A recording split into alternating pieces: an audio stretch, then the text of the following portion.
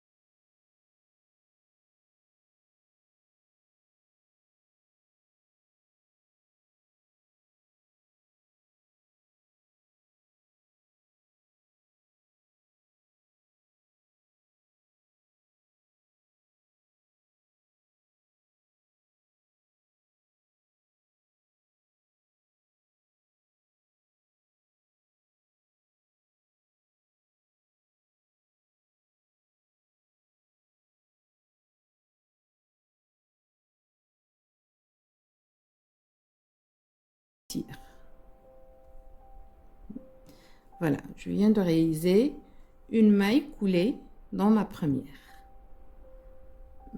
chaîne, plutôt dans la deuxième.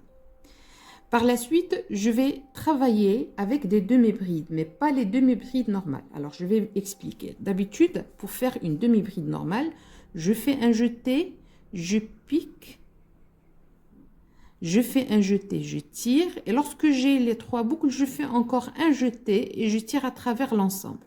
Mais là, ça sera différent. Ça sera une demi-bride qu'on appelle la demi-bride anglaise.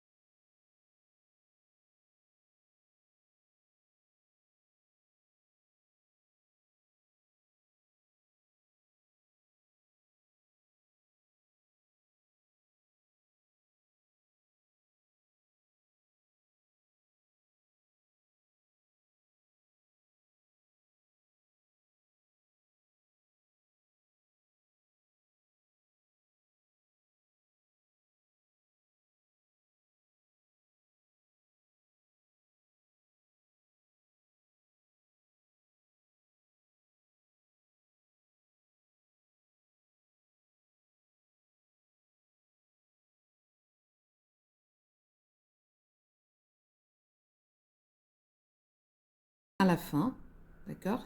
Là, je vais faire une maille coulée. Donc, je pique, je tire le fil, puis je tire. Là, je viens de terminer le premier rang.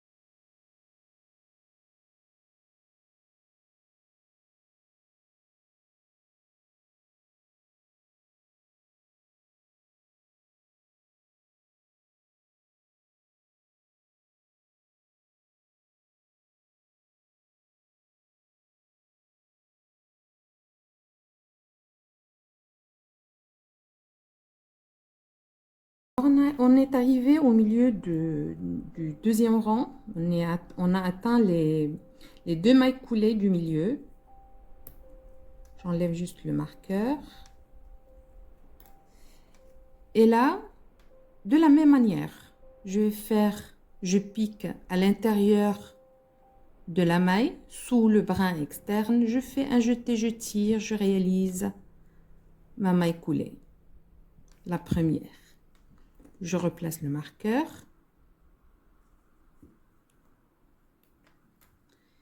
Et puis, je fais la même chose avec l'autre marqueur, l'autre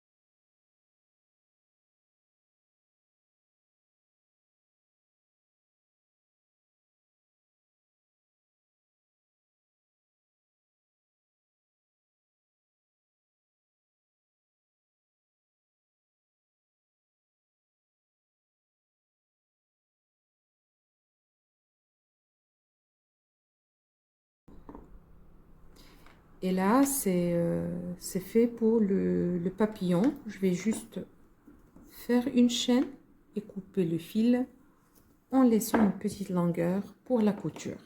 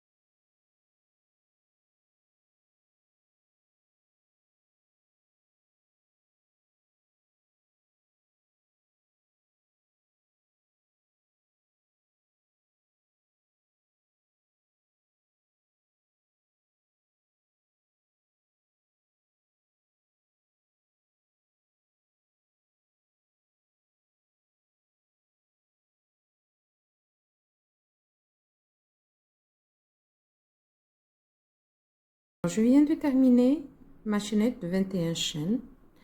Et là, il y a cette partie, cette maille qui est reliée au crochet. C'est la première. Et là, c'est la deuxième. Dans la deuxième, je vais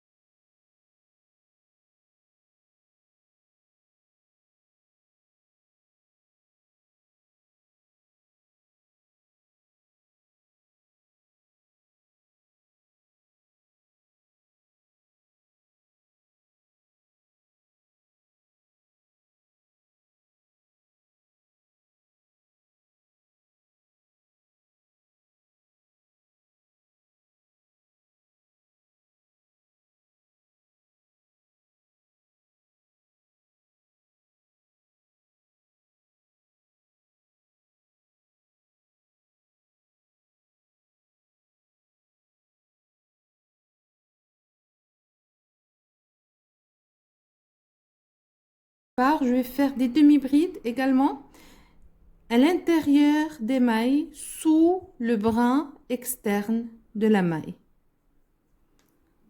Alors, je pique, je tire, puis la boucle.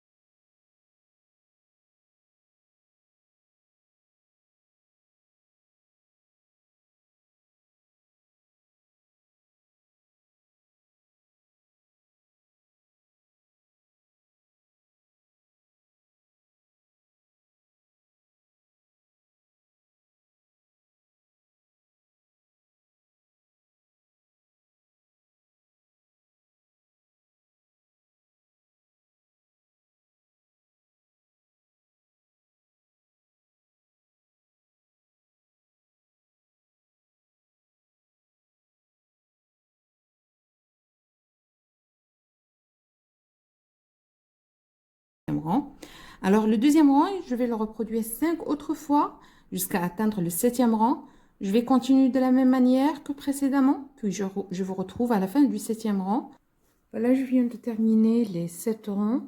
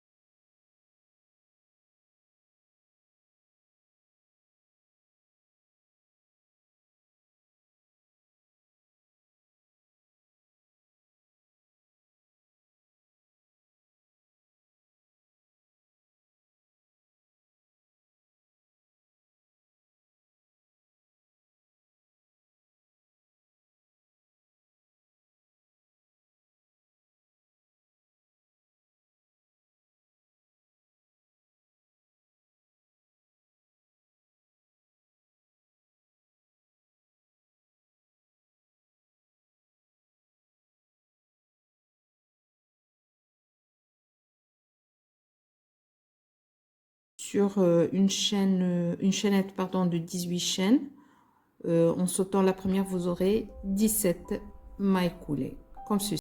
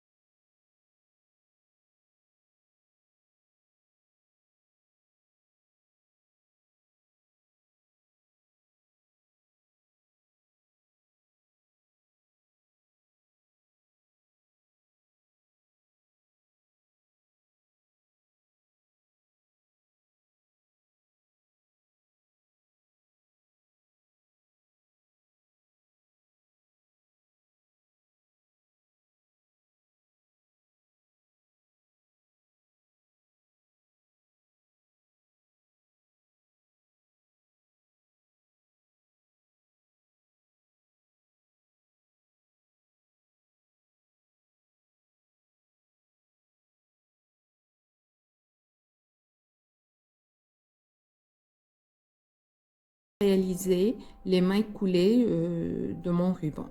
Alors, normalement, ça doit coïncider. D'accord?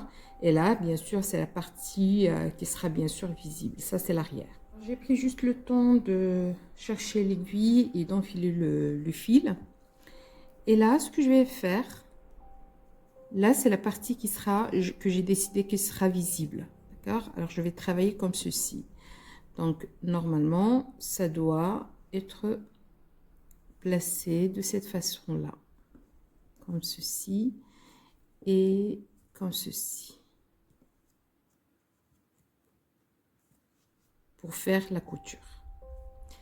Alors, pour bien tenir les choses, ok, alors je vais passer le fil à travers et le ruban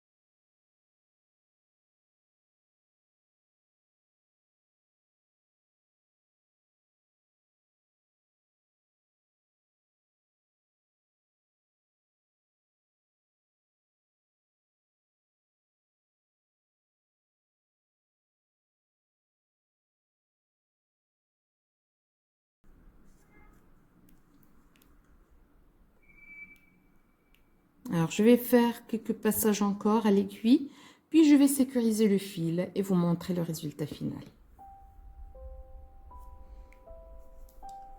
Alors, voilà le résultat final du travail.